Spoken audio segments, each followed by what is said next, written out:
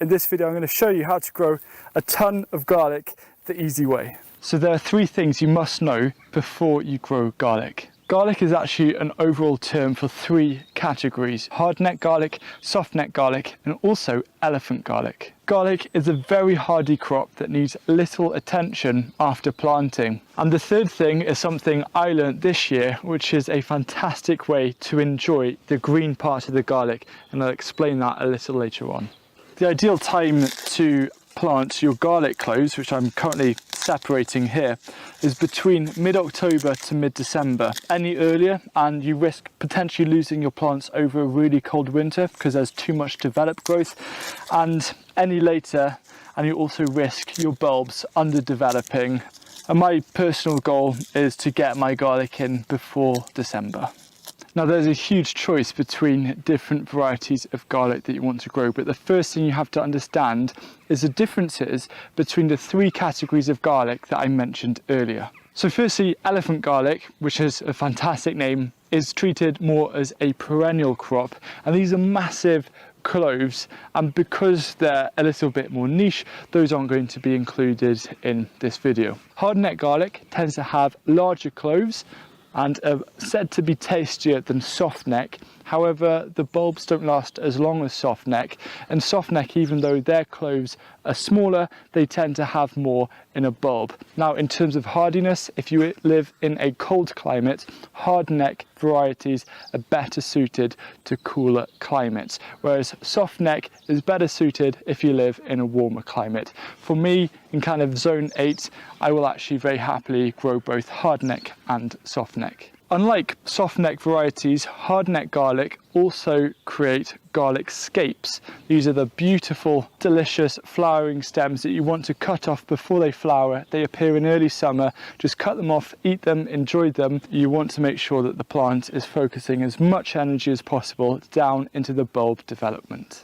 Earlier this season, this bed was growing sweet peas and spaghetti squash, so I've given it a light rake and I covered it with a 2 to 3 centimetre, so roughly an inch layer of compost, and I've raked it over nice and ready. And the great news about garlic is that it is very productive, so you can plant these really close together, roughly 7 to 10 centimetres between each clove, which is 3 to 4 inches. The actual planting of garlic is easy. I just use quite a large stick like this, and I stick it down around 5 to 6 centimetres, so a couple of inches deep, and then using the bottom kind of wider base side, that's going down, this pointy bit is pointing up.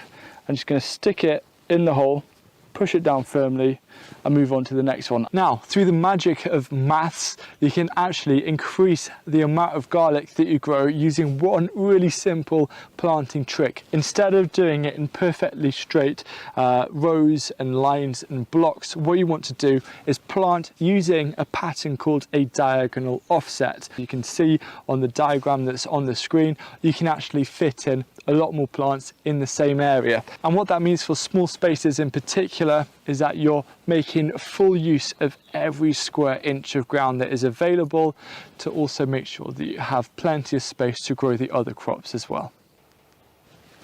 And that's it, the bed behind me is planted, and garlic is one of those magical crops that you simply forget about for the most part of 8 months, and then suddenly you've got a harvest. Now, of course, there might be a little bit of weeding to do, but that is easily tackled with a hand hoe or an oscillating hoe. If you are a bit unlucky, you might come across something called white rot, which can affect the allium family. Now, if you do get this, the simple way to prevent it affecting future years is to not grow garlic in that same place for another kind of 3 to 4 years at least, and actually spread out your garlic planting. So instead of planting all of your garlic in one block, spread it out to 2 or 3 different planting locations around the garden, just to help increase the chances of a great crop. Another thing that you may come up against when growing garlic that also affects the allium family, for example these leeks, is a disease called rust. This is far less of an issue though. All you need to do is remove the worst affected leaves, and when it comes to harvesting the garlic, just strip off the outer layer and they'll be fine. Usually rust actually clears itself up as long as you look after the soil, and you can also do things such as apply lactic acid bacteria. So these leeks, I'm not worried at all, they'll bounce back just fine. And really the only other thing that you need to do when garlic is growing is during spring and early summer, if there's a period of 10 days without any water or any rain, give them a really heavy soaking. Garlic is usually harvested whenever the bottom 50% of leaves have turned brown, which is usually late June through to early or mid-July, depending on the season. But there is actually a way to enjoy your garlic a lot earlier, from late April into May. Earlier this year, I discovered the wonders of green garlic. Put simply, green garlic is garlic that is harvested prematurely, and you can use not just the bulb but also the stem, and it is such a pleasant garlic flavour. It means that you can enjoy garlic way before your main garlic harvest, and I'll put some links in the video description for you to find out some recipes and a little bit more about that. Also, when you do harvest garlic, you don't have to dry it. You can use it fresh. It's called wet garlic, and the cloves are so easy to peel and it just tastes delicious. A top tip to squeeze in an extra crop in the growing season is to succession plant your garlic with dwarf French beans. The day that the garlic was harvested, this is the main garlic patch, I then put in these dwarf beans, which are started around 3 to 4 weeks beforehand, sown in modules, and it's just a great way to get extra food from the same growing space.